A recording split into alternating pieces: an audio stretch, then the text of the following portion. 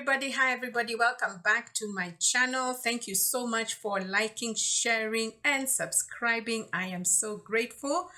Welcome back to another one today. Today, we are going to discuss something very interesting, I think. This is about the lady, the first lady, called Eve, or the first woman, the first wife, the first daughter, actually, the first of everything, the first mother, called Eve. So Eve has always gotten a very bad rap. Like ever since I can remember, since I was a small girl, people bash this lady or this woman. They really bash her. Like, why did you do this to us, Eve? Why did you just do this to? I mean, everything. If they could be mean to her, they would be, which is weird. And I've just been thinking about it for quite some time. And today I just want to share what I think that I've learned about Eve and from Eve. So one of the things that you see with Eve is that this is from Genesis 3. So Genesis 3, there's a conversation that Eve is having with the serpent. Now the Bible explains to us that the serpent at that time, and I guess right now, was very crafty or very wise, not, or very, crafty, like sneaky. And this serpent came and started talking to Eve. And the way he said it, it almost sounded true. But he didn't, he used some truth. And that's another thing with this serpent, or with the devil, as we know him now. He's very strategic. He's very smart. By the way, that's another thing people don't like to say, but I will say it.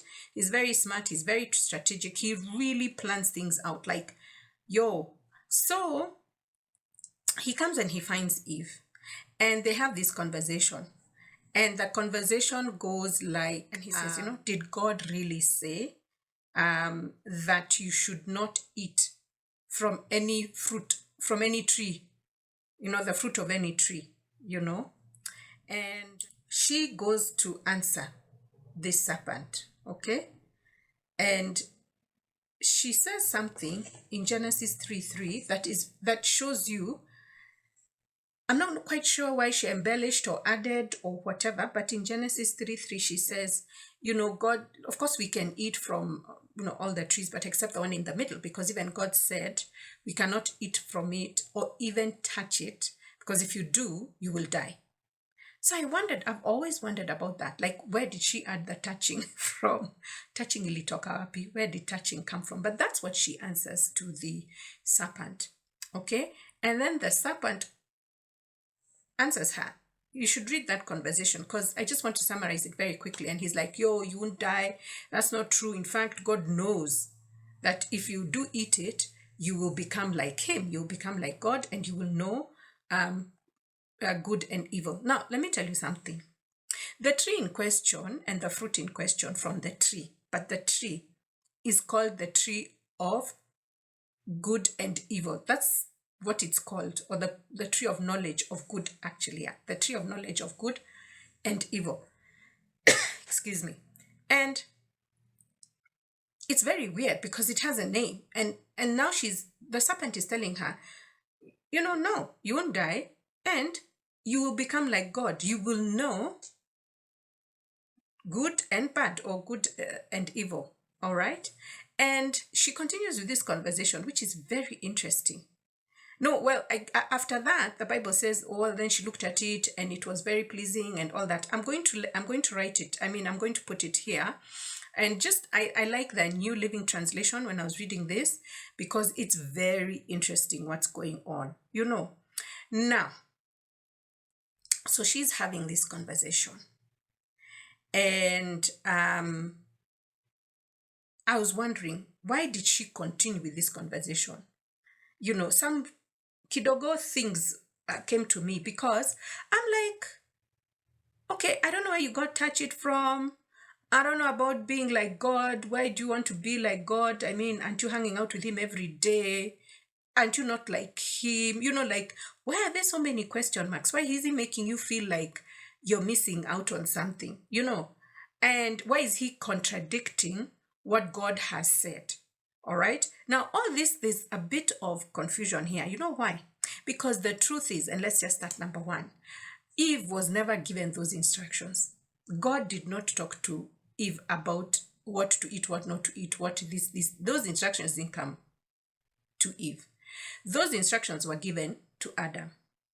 Now, I figure Adam must have transferred or said to his wife, yo, babe, we can't eat from that tree. You know, God said it, we can't eat it, we'll die, you know. I don't think Adam embellished it and said we can't even touch it. Maybe he did. How do I know? You know, maybe he was like me, my wife, if I don't put something so that she doesn't just go there and touch it, you know, because touching it, if you're going to touch it, most likely you're going to eat it. I don't know. But that conversation must have gone down in a very funny way, because Eve is bold in declaring that we can't even touch this thing. You can't eat it, you can't touch it, you'll die. Okay? And this is from God.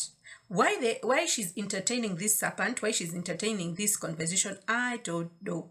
But she's entertained it. She has allowed the voice and the word. Now, there are two different things here. I mean, I guess he was talking, so he must have he has a voice. And then there's the word, what he's saying.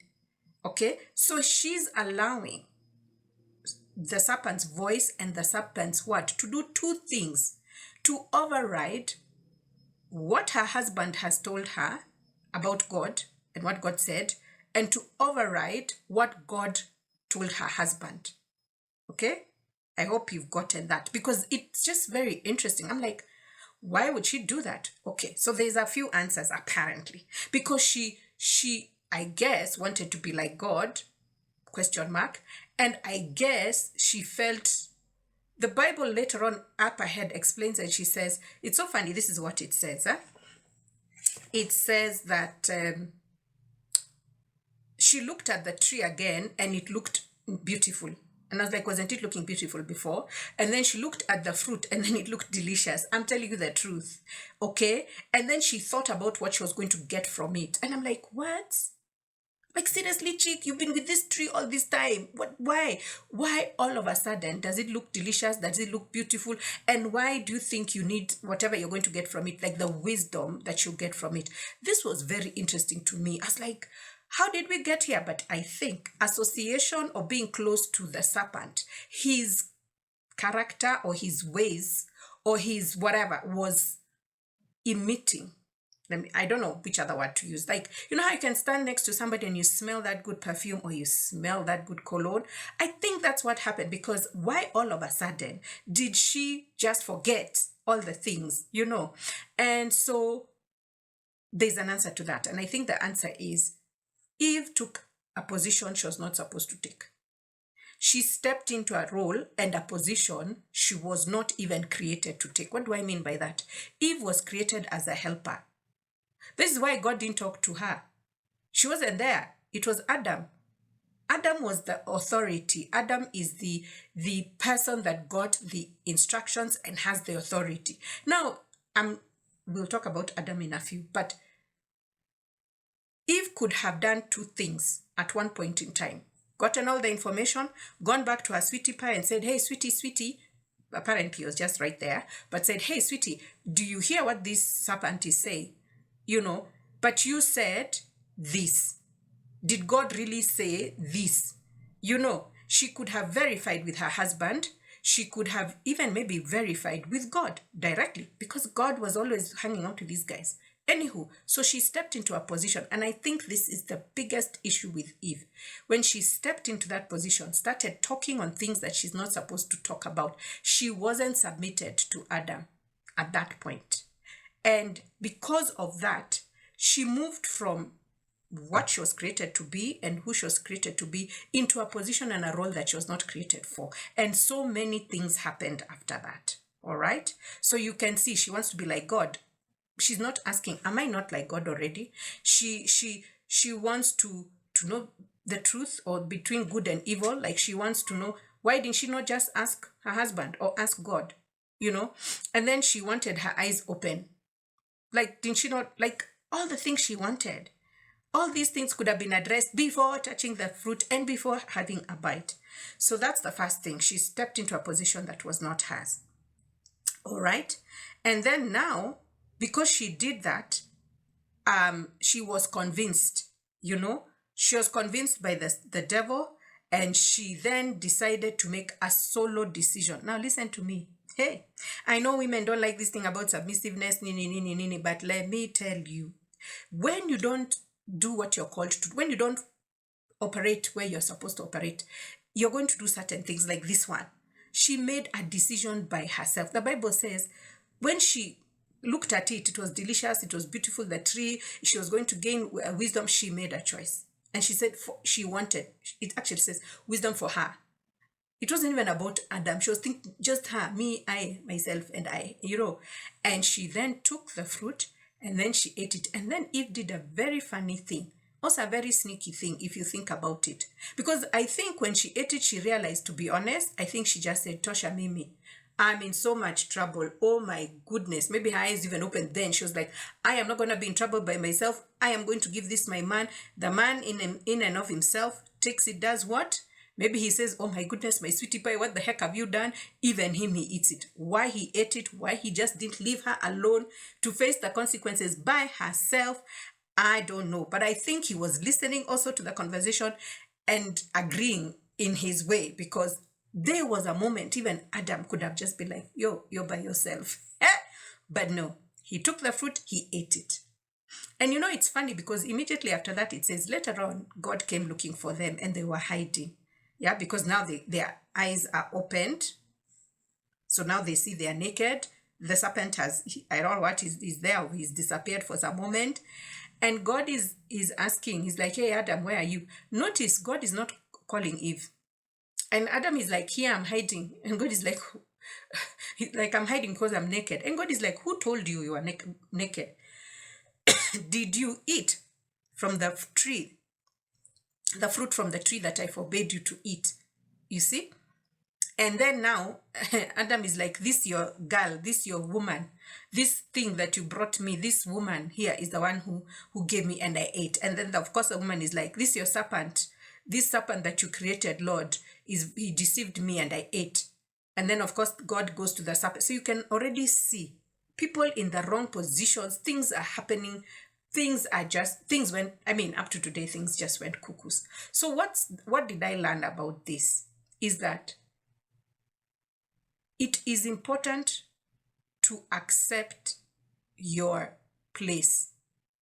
This thing about Eve is up to today. There's an issue about women and men, issue about women submitting. There's an issue about women, being like men or wanting to be independent or wanting not to have men. It's just crazy. I don't get it, but yeah, it's there.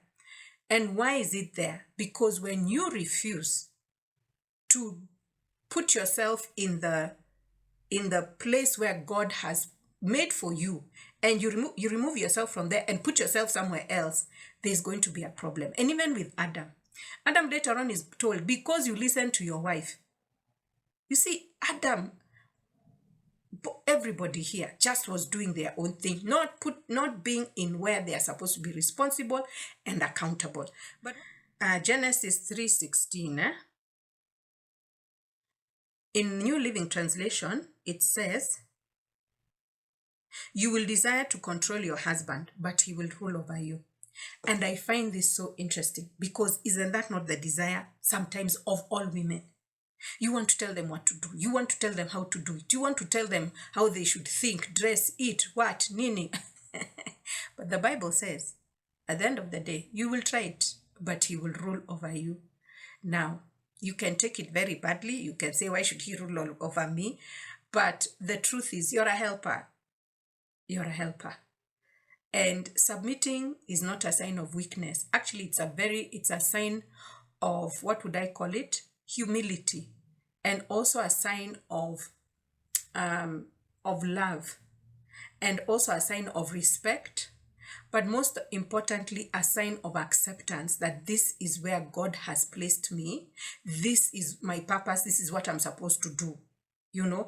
Where my husband is concerned, this is where I am. This And when I step into that submissiveness, when I step into my role as a helper, when I step into, I am very powerful. That's it for now, guys. Thank you so much. Like, share, and subscribe, and I'll meet you on the next one.